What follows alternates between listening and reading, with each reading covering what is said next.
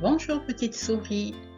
Aujourd'hui nous aborderons une notion en questionner le monde. Nous verrons comment reconnaître les solides et les liquides. Pour commencer, je vais te présenter quelques éléments avec lesquels nous allons faire des expériences. Alors, qu'avons-nous sur cette photo? Il y a des billes, un stylo, un pot rempli de sable, une poupée, de la crème pour le corps, une bouteille d'eau, une bouteille de lait, une bouteille de liquide vaisselle et un livre. Nous pouvons commencer les expériences. Commençons avec la poupée. Observons bien ce qui se passe. Maintenant, observons ce qui se passe quand il s'agit de l'eau. Alors, petite souris, qu'ont démontré ces deux expériences sur la poupée et sur l'eau? Les expériences ont montré que l'on pouvait tenir une poupée dans sa main. Par contre, il nous est impossible de tenir de l'eau. Poursuivons avec deux nouvelles expériences. À présent, observons l'expérience avec des billes.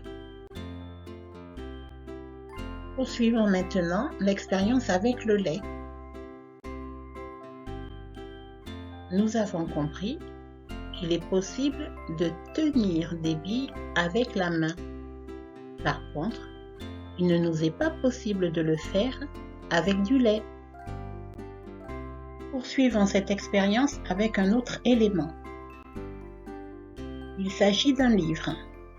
Regarde bien ce qui se passe. Nous avons observé qu'il était possible de tenir le livre avec la main. Maintenant, classons ces éléments en deux groupes.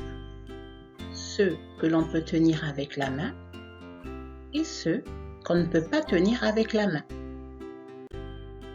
Où va-t-on placer la poupée? On peut tenir la poupée avec les mains.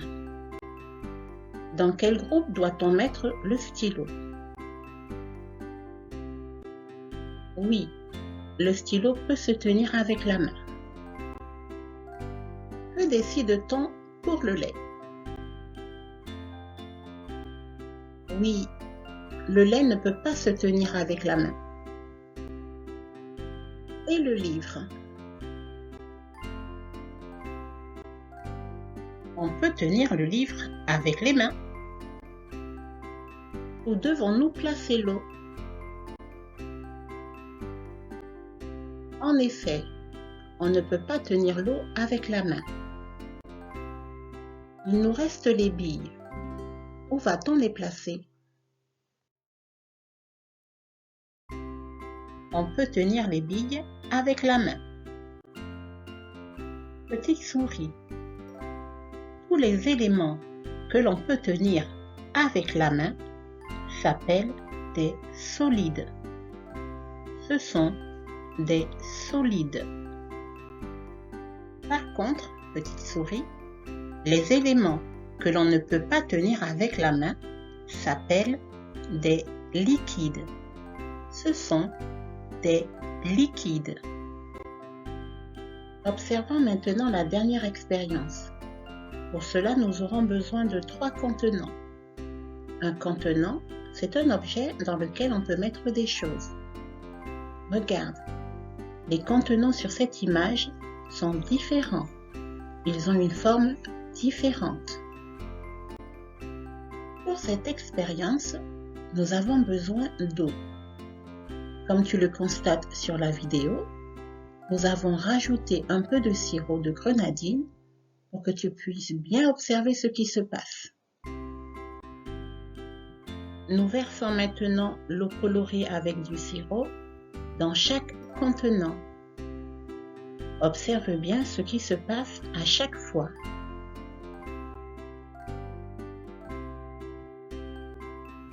Alors, petite souris, Que se passe-t-il lorsque l'on verse de l'eau dans des contenants qui ont une forme différente? Nous avons observé que l'eau prenait la forme de chaque contenant.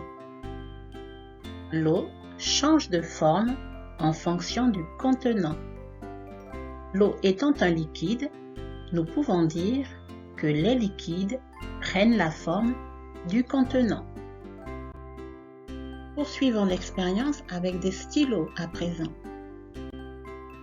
Maintenant, nous plaçons des stylos dans chaque contenant. Observe ce qui se passe à chaque fois et demande-toi, est-ce le même phénomène qui se produit comme avec l'eau?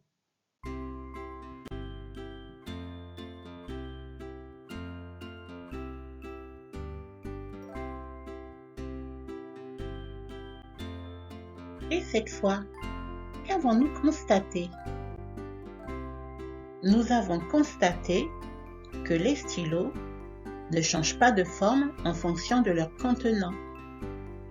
Les stylos ne prennent pas la forme de leur contenant. Les stylos sont des solides. Nous pouvons donc dire que les solides ne prennent pas la forme de leur contenant. Avant de nous quitter, vérifions si nous avons bien tout retenu. Les solides, comme le stylo, sont des éléments que l'on peut tenir avec la main. Les solides ne prennent pas la forme de leur contenant.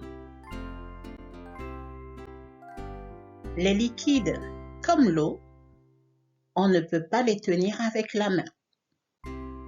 Les liquides prennent la forme de leur contenant.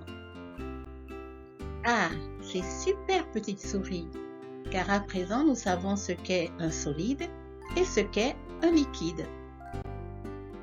Comme tu l'as sans doute remarqué, nous n'avons pas fait toutes les expériences. Il nous manque celle avec le sable, l'expérience avec la crème pour le corps. Il nous manque aussi celle avec le liquide vaisselle. Je te propose donc de faire toi-même ces expériences sous la surveillance d'un adulte. Et tu comprendras pourquoi un des éléments s'appelle liquide vaisselle.